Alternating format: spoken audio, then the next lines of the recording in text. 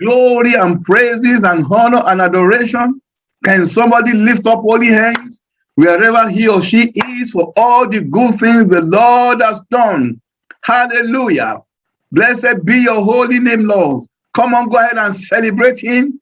Celebrate the King of Kings. Honor the Lord of Lords, your Savior, your Master, your Redeemer, the lover of your soul. Hallelujah, Lord. We bless you, Lord. We celebrate you. We give you all the glory. We give you all the praises. We give you all the honor. We give you all the adoration. Blessed, blessed, blessed, blessed, blessed be your holy name. Hallelujah. Let the Redeemer of the Lord praise him. Let the Redeemer of the Lord worship him. Let the Redeemer of the Lord magnify him. Let those who have been washed by the blood, those whose names are written in the book of life, let them praise Jehovah. Hallelujah. Let them praise the lover of their soul. Let them praise him that loved them with everlasting love. Hallelujah. Thank you, Lord. Thank you, Jehovah. Hallelujah. Blessed be your holy name. In Jesus' name we have prayed.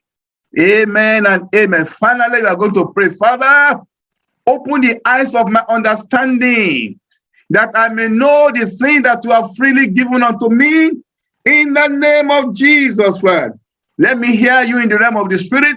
Let the Lord hear you shouting and screaming unto him, praying and asking him to give you the spirit of wisdom, the spirit of understanding, the gift, the spirit of revelation in the knowledge of him, that you may know what is freely given unto you in the name of Jesus.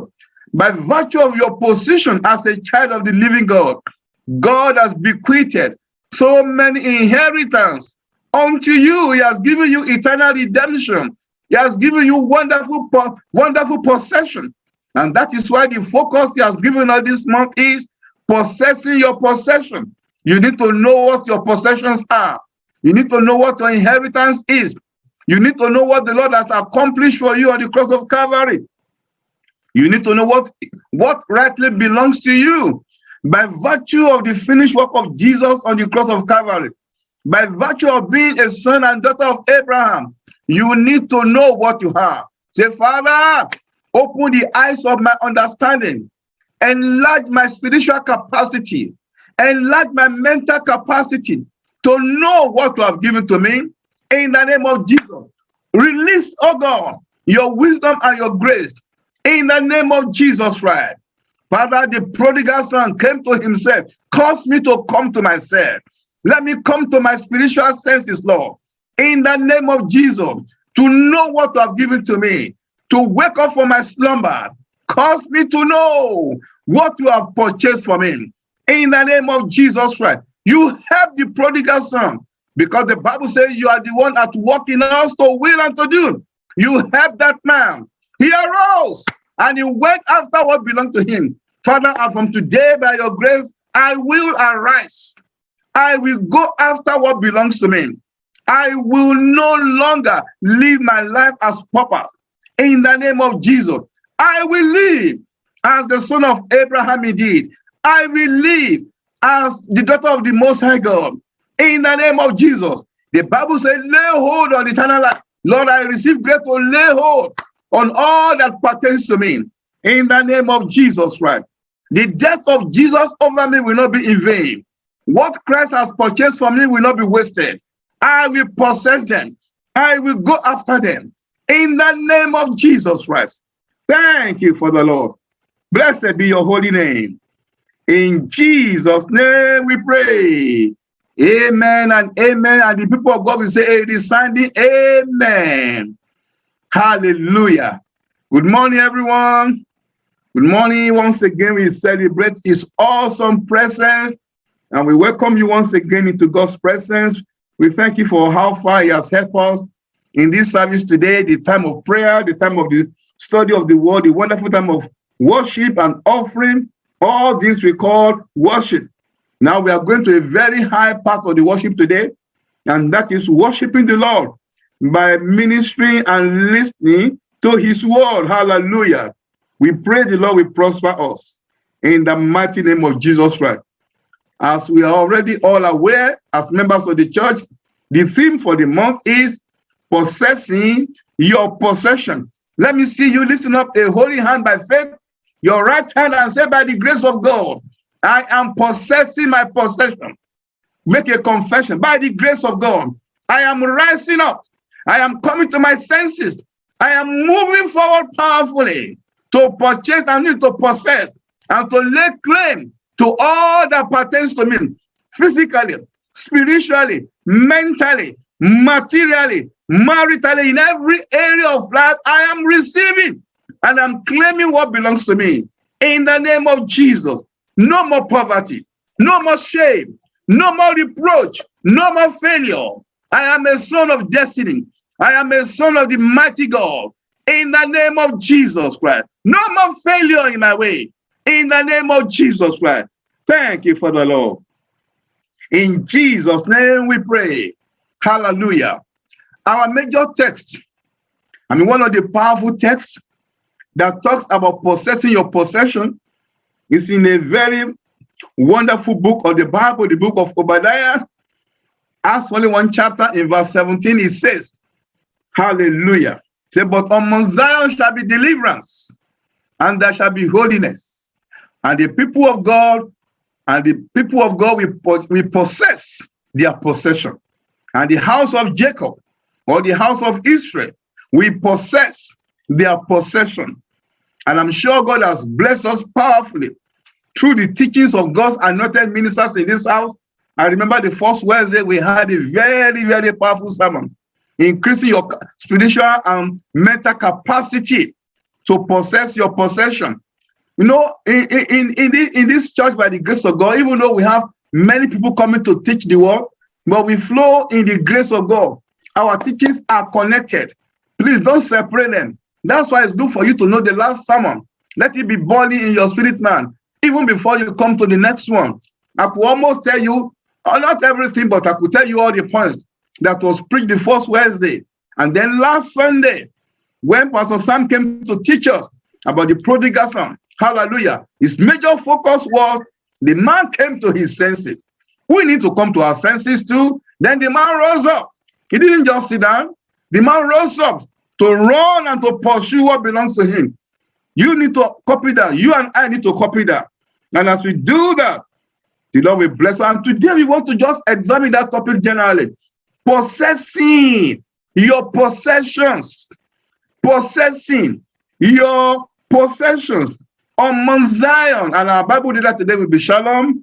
Shalom Olotimi, I'm sure she's ready there.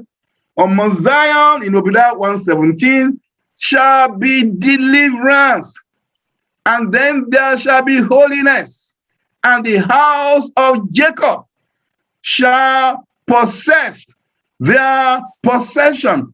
Two main powerful words we want to discuss there: possess and possession. Just briefly talk about possess, and we expatiate more about our possessions today. And what does it mean to possess in that text of the Bible?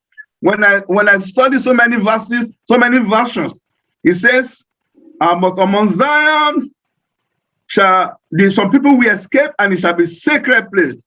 Say the people of Jacob will possess the land that is theirs by right.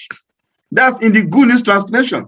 He said, the house of Jacob shall possess the land that is theirs by right. So I'm going to mention some people I can see now. I can see Femi Olubanjo. So I can say that Femi Olubanjo will possess the land that belongs to him by right. Hallelujah. Hallelujah. So many things by virtue of your faith in Christ belongs to you by right. Listen, what we are talking about today belongs to you by right. If we have opportunity, we will talk about but please don't miss any of the services. Don't miss Wednesday Bible study, where we can talk and sit down and expatiate and ask questions. Please don't miss any of the study, because the purpose of this is to change your mindset about yourself, about life, to know what really belongs to you. Another version says, and the house of Jacob will reclaim their possessions. You will reclaim what used to belong to you but which have been stolen, which have been taken away, or which you have lost, or which you have thrown away by ignorance, by carelessness, by any means, you will reclaim your possession.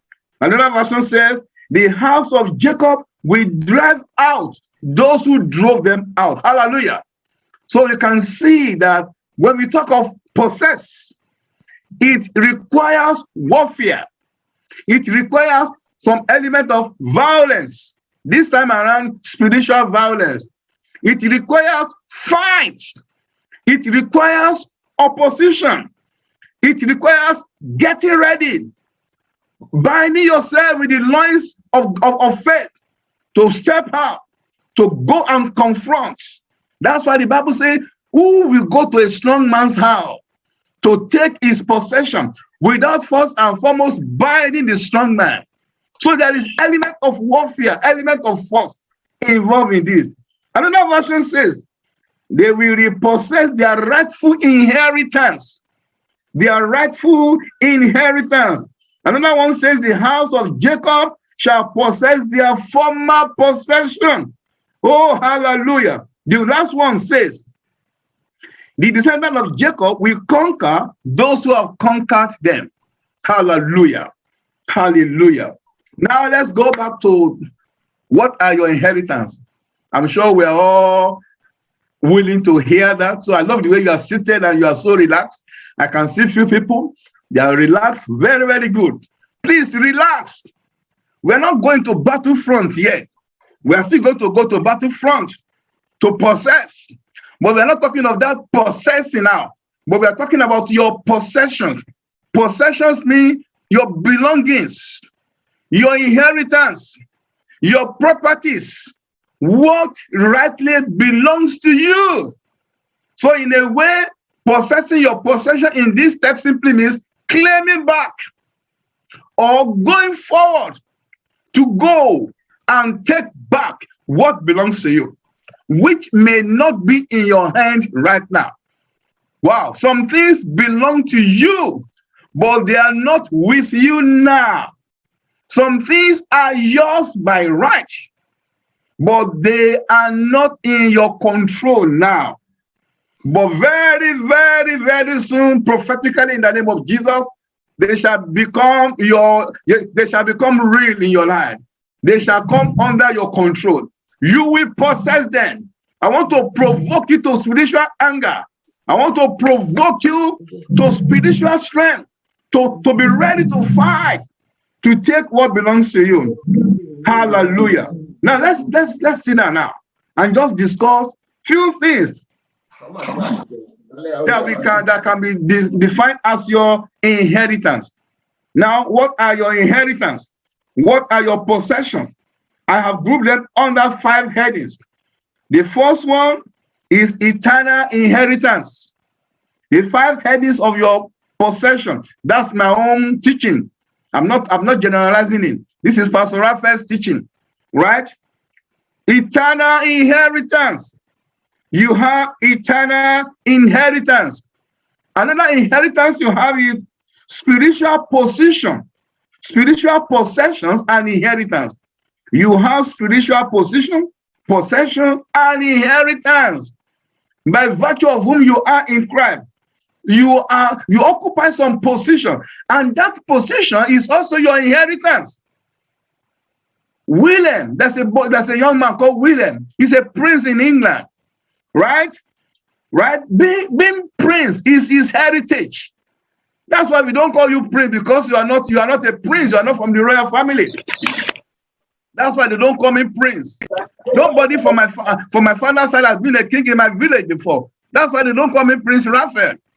But I'm still prince of the Most High God. Hallelujah. So being a prince, royalty is an inheritance. So for you, your position as a Christian is an inheritance. Your position, your spiritual position and possession, they are inheritance. Then we also have physical possessions, physical inheritance. That is number 3. Number 4, we have material possessions or material inheritance.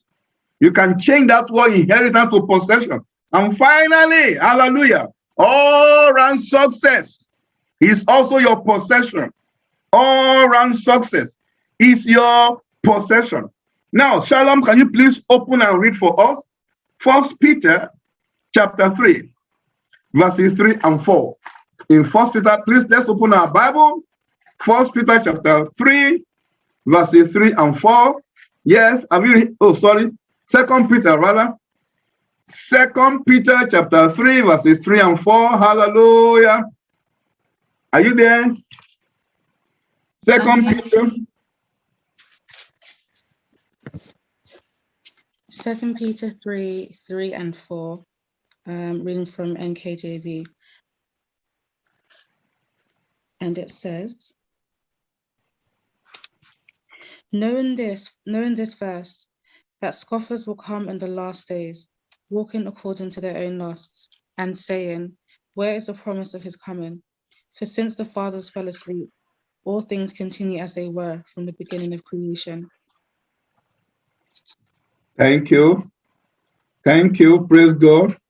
I'm so sorry. Shalom is 1 Peter chapter 1, not chapter 3. Let me just read it. Say, that is 1 Peter 1, verse 3. Sorry about that. Say, blessed be the God and Father of our Lord Jesus Christ. According to his abundant mercy, has begotten us again to a lively hope. Hallelujah. We have been begotten again to a living hope. Hallelujah.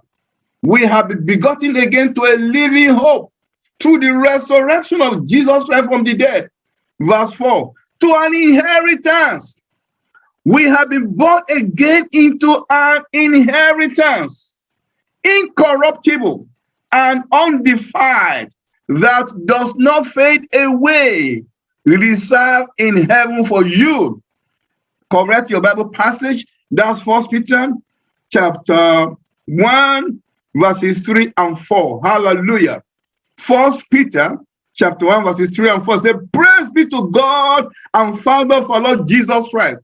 In his great mercy, he has given us new birth into a living hope. You have not been born again to just nothing. You are born again into a living hope. Hallelujah. If you are born again, you are not just born again for the sake of, for the fun of it. Your born again means a lot. It's not just escape from hellfire. It's not just escape from God's judgment, of course. Those are very powerful and they are ultimate. But far, far more than that, according to the scripture, you are born again to an inheritance that can never perish. Hallelujah. It can never fade. It can never spoil. And this inheritance, according to verse 4, is reserved in heaven for you. Woo, hallelujah. I don't know whether somebody is rejoicing there. The Bible says you have an inheritance. And this inheritance is reserved in heaven for you. I wish we are in a Bible study, but we are not. But I want you to go to the chat now, begin to write down something. What do you think are some of the inheritance waiting for you in heaven? Let me hear your opinion from the chat box. Hallelujah. The Bible says there is an inheritance waiting for you. My brother and my sister, you have, he didn't even say heaven is, he didn't even mention heaven as part of the inheritance. He said this inheritance, when you are born again, you have some wonderful inheritance. This inheritance, he said, it can never perish. It can never spoil. It can never fade. It cannot be corrupted. No wonder Jesus says, store your, he said, lay up your treasures in heaven, where thief can never break into it, where your resources and your treasure cannot be corrupted. Hallelujah. And in 1 Peter 1 verse 4, the Bible says we have inheritance in heaven. And this inheritance in heaven cannot be corrupted. Hallelujah. If there is nothing else, I thank you. I can see so many things coming on screen. Crown of glory, glorious body, mansion in heaven. Hallelujah. You know there are more than that? This everlasting joy, hallelujah, and so on and so forth. You just go to your chat box and begin to read what the saints are reminding you as your inheritance. Hallelujah. Glory to Jesus.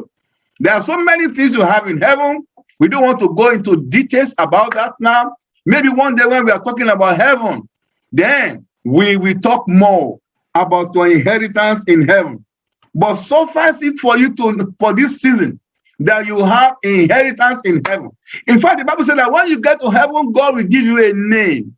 And that name, nobody will know that name apart from you. It's going to be a special relationship between you and Father for the whole of eternity. Hallelujah. So many inheritance in heaven. So many inheritance. Another eternal inheritance you have. Listen to this. Listen to this. Shalom, can you please read something that is going to build our imagination? In Genesis 15 verse 1, let's read what one of our inheritance. This is the greatest of all inheritance. Genesis 15 verse 1. Yes, can we hear you, please? Are you there? Or you have been raptured? I'm here. Genesis 15:1. Yes. After these things, the word of the Lord came to Abraham in a vision, saying, "Do not be afraid, Abraham. I am your shield, your exceedingly great reward." Hallelujah. So, if I may ask you a question, as a child of Abraham, you remember everything God has given to Abraham, they are now our own. You know that. You know that. Now, the Bible said to Abraham, God said to Abraham, I am going to be your reward. I am going to be your inheritance. So from that passage of the Bible there, let me hear you say to yourself, who is your inheritance in that passage of the Bible? God is your inheritance. Hallelujah. Wow. Remember the first lesson in this city that God sent to us through his servant, Pastor Benga, that before you can really possess your possession, you must have divine capacity. Your spiritual and your mental capacity must be enlarged before you can understand and appreciate. Because you are going to be asking questions, but how can God be my inheritance? It's not your business. You didn't force God to give you inheritance. It was God's own prerogative to say, this is what I will give to you. Hallelujah. Now, I remember also Pastor Susan bringing up a very powerful verse in this church. And that is in the book of Isaiah, chapter 9, verse 6. Why am I connecting this sermon, this teaching from previous ministers of God? I am connecting them for you to know that they are connected. For you to know that we are in for a great time in God's presence. I am pointing your attention to the fact that God has been sending his word unto us, and these words are not disjointed. Hallelujah. Yes, let's hear what Isaiah chapter 9 verse 6 has to say. Yes, who is reading? Shalom, are you there? The book of Isaiah chapter 9 verse 6. Hallelujah. 1 second, sorry. Yeah, that's prophetic word from Isaiah. This about 750 years to 800 years before Jesus was born. Through a divine telescope, God showed Isaiah a powerful revelation. Then it was a prophecy. Now the prophecy has been fulfilled. It is no longer a prophecy. At the time of Isaiah, it was a prophecy. In your own time and in my own time, it is no longer a prophecy. Hallelujah. What is that prophecy? Shalom. Isaiah 1 verse 6. 9 chapter 6. 9 verse 6. Isaiah, please everybody be attentive. I know it's very common. We always read it during Christmas, but there is no Christmas passage in the Bible. Bible is Bible. Yes, please. Isaiah 9 verse 6. For unto us a child is born. Please read it gently and quietly. Let it sink. For unto us a child is born. Unto us a son is given. That's okay. I'm okay now. I'm okay. Can you repeat it again, please? For unto us a child is born. Unto us a son is given. Thank you. Can you now, wherever you are, please personalize it? Isaiah chapter 9 verse 6. You don't even need to open your Bible. We all know it. Make it personal. 1 to go. For unto me a child is born, and unto me a son is given. Hallelujah. I remember Pastor saying so emphatically that passage is saying that God has given unto you and I a child who was born, and then he was given to us as a son. And we all know who that person is. That person is Jesus Christ. And so God is saying to everybody, he's saying to Jimmy, he's saying to Ralph, he's saying to Daniel, he's saying to John, he's saying to mention your name, that I will give you a son. I will cause a child to be born unto you. It is for your sake. I am giving, I'm going to allow that son to be given. And we know that that son is Jesus Christ. So what are we saying there? Jesus is also our heritage. Hallelujah. Jesus was given unto me. He was born for my sake. If not for me, Christ would not have been born. But for your sake, Christ will have no reason to come to this world. Hallelujah. He was given unto you. Hallelujah. So Jesus is your heritage. And Jesus himself said in Mark chapter 16, verse 17, Jesus said, I give you my name. I give you my name. Let my name become your heritage. In Genesis 15, verse 1, God said to Abraham, as he said unto us, I will be your reward. I will be your inheritance. I will be your possession. Wherever you are, I will be with you. I will fight for you. I will defend you. I will protect you. I will reward you. I will empower you. Why? Because I have become yours. Hallelujah. Hallelujah. So the Godhead is our inheritance. Hallelujah. For unto us, or to us, a son has been given. And that person is Jesus. Listen, brothers and sisters, you may not have everything. But let me tell you, you have God. Hallelujah. You have God. That's why somebody said in boldness, if God be for us, who can be against us? How will God be for us? Because God is your heritage. God is your inheritance. God belongs to you. Not only do you belong to God, but he also belongs to you. Hallelujah. Another heritage you have, spiritual heritage. He said our citizenship is heaven, is in heaven. Our citizenship is in heaven. You have spiritual citizenship. Believers of today, we are so encumbered with so many things in this world, in this earth, that we don't even appreciate and celebrate our heavenly heritage. The heavenly heritage far, far, far supersede any earthly blessings we may ever enjoy. Hallelujah. You are an ambassador of heaven. That's a great heritage. Hallelujah. Hallelujah. In 2 Corinthians 5:10, that's the last part we are going to read concerning our spiritual inheritance, our eternal inheritance.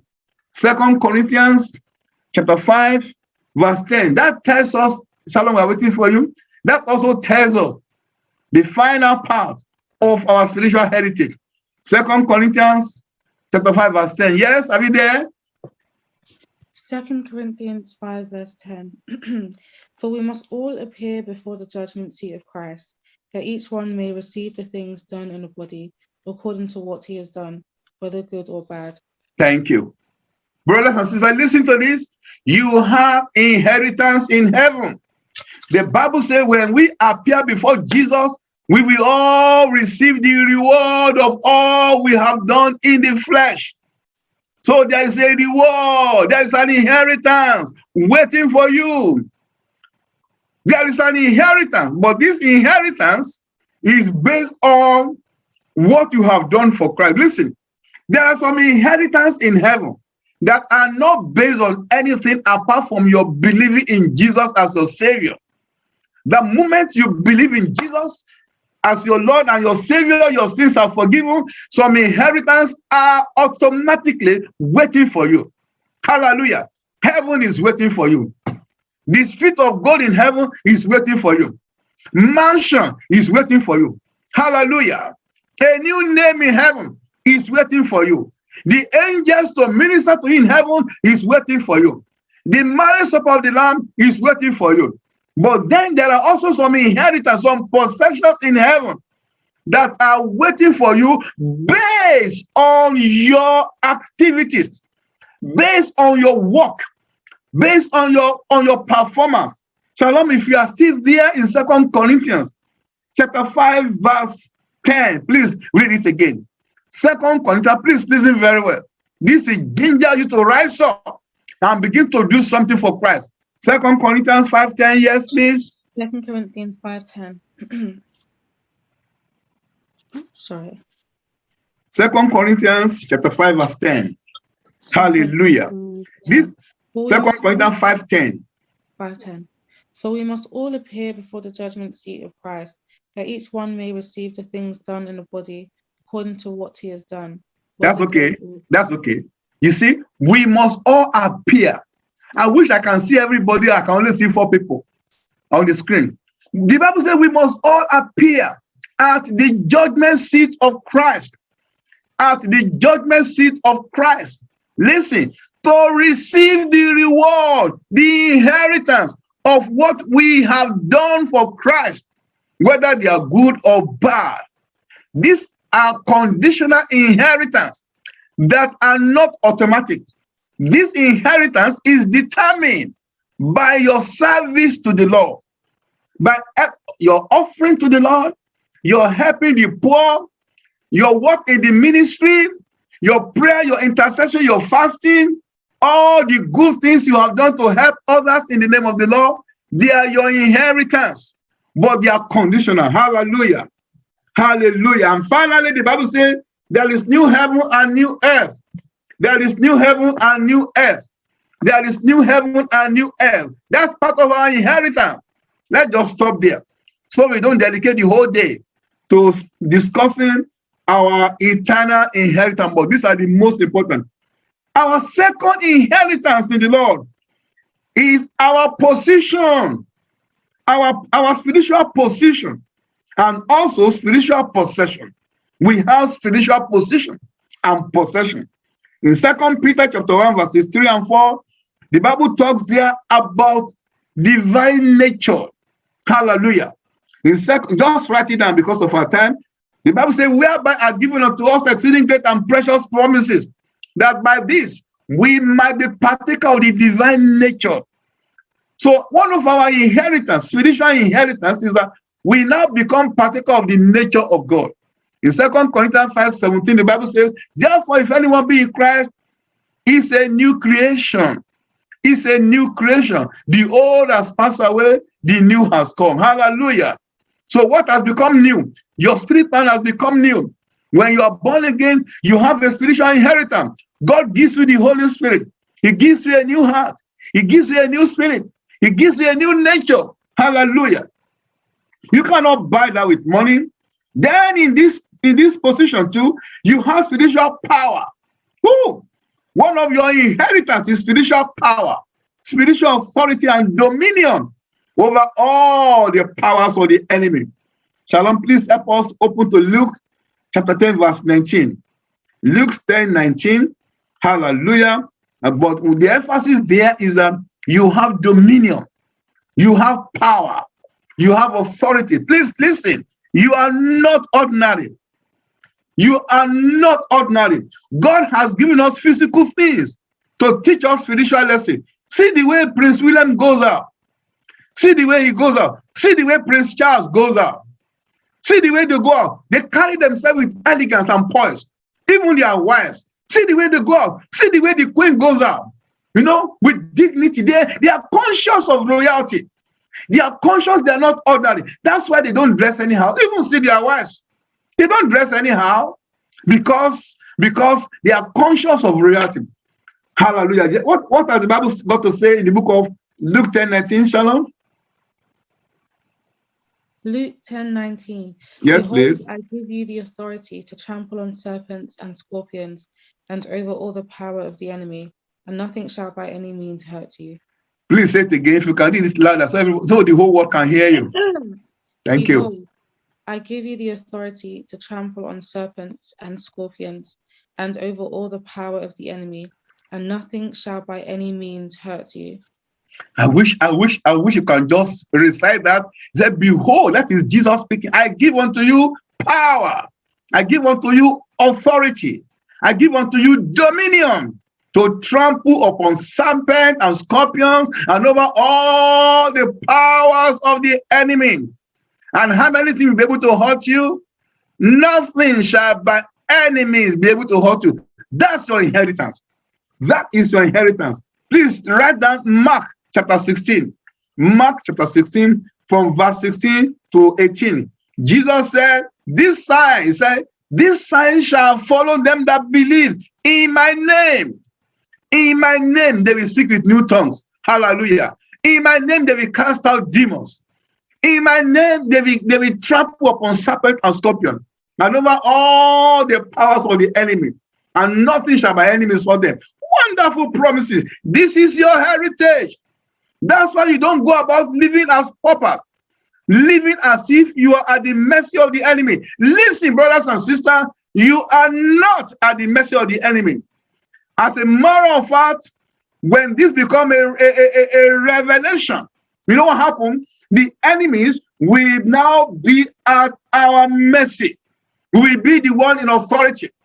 That's why in those versions, in several versions, he said the descendant of Jacob will conquer those who had conquered them. That's Obadiah 1:17 in the NET Bible. He said the descendant of Jacob, the believers in Jesus, the believers in Living Spring Center, those who are born again anywhere in the world, they will conquer those who have conquered them. Arise and conquer in the mighty name of Jesus Christ. Let the spirit of conqueror rise up in you. It's your heritage. Number 3, physical possession, physical heritage. Oh, we know that very well. We are conversant with that, even though we are not enjoying it as we are supposed to. Healing and deliverance is your heritage. Write down this passage of the Bible, Mark chapter 7, from verse 23 to 30. Sorry, from verse 24 to 30. Mark chapter 7, from verse 24 to 30. A lady came to Jesus, a Gentile lady, we call her Syrophoenician woman. She was from Phoenicia. She was from Syria and Phoenicia. She came to Jesus. She said, oh, Jesus, please help me. My daughter is demon possessed. Deliver her. And Jesus somehow insulted her. And Jesus said to her, no, I will never give the children's bread to dogs. That's in verse 17. Jesus said, no, healing is a bread. You are coming to ask for a bread. But this healing called bread belongs to the children. Who are the children? The children of Abraham, the children of Israel. Hallelujah. According to the book of Galatians chapter 3, you have become the sons and daughters of Abraham. So what is Jesus saying there? And what are we saying there? Healing belongs to the children. Healing is the children's bread. Let me ask you a question. The greatest question you have to answer now is, are you one of the children of God? Are you a child of God? Are you a child of Abraham through Jesus Christ? If yes, healing is your right. Let me hear you say, healing is my right. Deliverance is my right. Sonhead is my inheritance. Hallelujah. And in the book of Luke, chapter 13, please write it down. Luke 13, from verse 10 to 24. There was a woman who came to the temple or to the synagogue when Jesus was ministering. The woman was bent double. She couldn't lift up herself. And Jesus cast out the demons of infirmity. Jesus laid hands on her and she became whole. And then some people protested. And Jesus answered in verse 16, should this woman not be healed, being a daughter of Abraham? What is Jesus saying there? Healing and deliverance is this woman's right. Listen, brother and sister, this will help in your prayer, in your stand against sickness and infirmity, in your prayer for yourself and for others who are Christian. That healing is your right. When you pray for healing and deliverance, when you are casting out devils and you are setting a captive free who is a believer, listen carefully. That deliverance, that healing is your right. Let me hear you say, healing is my right. Deliverance is my right. Sonhead is my inheritance. It's not something that I'm begging for. They are mine.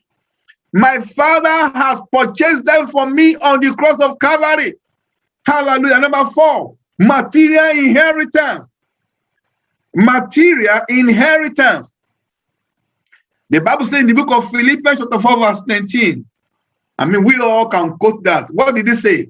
My God shall supply all my needs according to his riches in glory by Christ Jesus. The question I have for you is, what are your needs?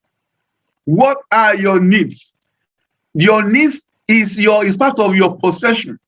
We are going to read 2 Bible passages. Shalom, are you there? We are going to open for us 2 Corinthians chapter 8 verse 9. 2 Corinthians chapter 8 verse 9, and I will read chapter 9 verse 8. Over to you, Shalom. Please listen very well. Let me show you your inheritance. 2 Corinthians chapter 8 verse 9. Yes, over to you. 2 Corinthians 8 verse 9. For you know the grace of our Lord Jesus Christ, that though he was rich, yet for your sake he became poor, that you through his poverty might become rich. Oh, wow. I don't know why God is giving us mind-blowing scriptures today. Said, for you know the grace of our Lord Jesus Christ. And what grace is it? That even though he was rich, Jesus was rich. He is the creator of heaven and earth. He himself said, the heaven and the earth belongs to me, and all the things therein. The earth is the Lord's, and all the things therein, the heaven belongs to him. But he said, for your sake, for the sake of Cotton, for the sake of Shalom, for the sake of Jimmy, these are the people I'm seeing on the screen, for the sake of Femi, for the sake of Raphael, for your sake, he became poor. Hallelujah. Jesus became poor. Why did he become poor? So that you, through his poverty, might be rich. You might be rich. You are not supposed to be poor. You are not supposed to be begging for bread. And in chapter 9, verse 8 of the same 2 Corinthians, the Bible says somewhere, he said, and God is able to make all grace abound towards you. God is able to make all grace abound towards you, that you may have sufficiency in all things. You may have sufficiency in all things. And finally, in your inheritance, all-round success. Woo! In case we haven't mentioned any, in case you forget any, number 5, you have access to all-round success. All-round success is your inheritance. All-round success through the power of God, through the wisdom of God, through the grace of God, and through his presence. They are yours. Please write down Deuteronomy chapter 28, 1 to 13. Go and read it by yourself. Deuteronomy 28, 1 to 13. So the question is, whichever area of endeavor that God has led you into, you are guaranteed his success and his presence.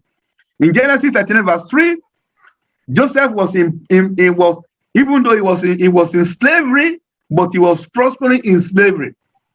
Did you hear that? In Genesis 39 verse 9, even in slavery, Joseph prospered. Even in prison, the same chapter 29 verse 23, he prospered in prison. Hallelujah. As a student, God said that he will teach you, he will make you wiser than all your teachers, as he did in the book of Daniel chapter 1 verse 20. Daniel 1:20. God made Daniel, Shadrach, Meshach, Abednego as students. He made them to become 10 times better than their colleagues. So in your academics, in your business, in your profession, in your relationship, you can prosper. You have inheritance to prosper. In fact, in Psalm 119 verse 99, it says, he will teach you. He will make you wiser and more intelligent than your teachers. God said that. What is the conclusion? You have supernatural inheritance that covers every area of your life. Physical, spiritual, financial, emotional, academic, business, in every area of life. Jesus has made adequate provision for your success. Can I plead with you? Let's take the rest of this month very seriously.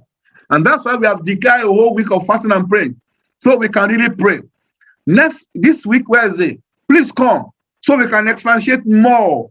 We have spoken so much about inheritance. How do we possess them? How do we go out and possess them?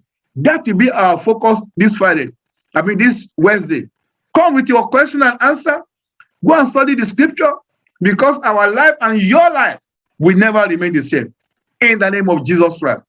Finally, you remember, you are not poor. You are not a pauper. You are not at the mercy of circumstances and situations. The devil is not over you. Demons are not over you. All the forces of darkness, they cannot prevail over you. No weapon of the enemy fashioned against you will ever prosper. You have authority, you have dominion over them. You have a rich father who has made adequate provision, just like the father of the prodigal son. Our father is rich. Even when the prodigal son came, there was no rebuke, because the father's treasures are so many, they cannot be exhausted. That is your father. Shall we pray? Say, Father, in the name of Jesus, I thank you for your provision. Just thank the Lord for his provision. Thank the Lord for his adequate provision over your life. Say, Lord, I receive this grace. I receive this provision. And by your grace, oh Lord, I will go after them. I will possess my possession. In the name of Jesus, I will take what belongs to me. In the name of Jesus, I will fight. I will have faith. I will be bold. I will be courageous. I will not live a lesser life than you are prepared for me. It is enough, oh God. No more living as slave. No more living as pauper. I am a child of the Most High God. I am a prince of the Most High God. I have royalty in my blood. God is my heritage. Jesus belongs to me. In the name of Jesus, thank you, Father. Thank you for grace. Thank you for understanding. Blessed be your holy name. In Jesus' name, we pray. Father, I release your children into your hand. I pray for grace and strength to be upon everybody. I pray for sound mind. I pray you will enlarge our spiritual capacity and our mental ability to know, to understand, and to go after this. We receive the spirit of faith that will not take a no for an answer, that will not live lesser than what we have achieved for. Blessed be your holy name. Over this week, Lord, let everybody prosper. And from now, let us begin to enjoy all this benefit and blessing in the name of Jesus Christ. Holy Spirit, as many as are not born again here, you will convict them. You will show Jesus unto them, and they will become sons and daughters of the Most High God. Blessed be your name. As we meet next on Wednesday, you will teach us more. We will never remain the same, Lord. In the name of Jesus Christ. Thank you, Father. In Jesus' name, we pray. Amen. Please don't forget on Wednesday. Let's be here on Wednesday, and God bless. Can we share the grace together, please? The grace of our Lord Jesus Christ, the love of God, and the fellowship of the Holy Spirit be with us now and forevermore. Amen and amen. God bless you and have a wonderful week in Jesus' name. Amen.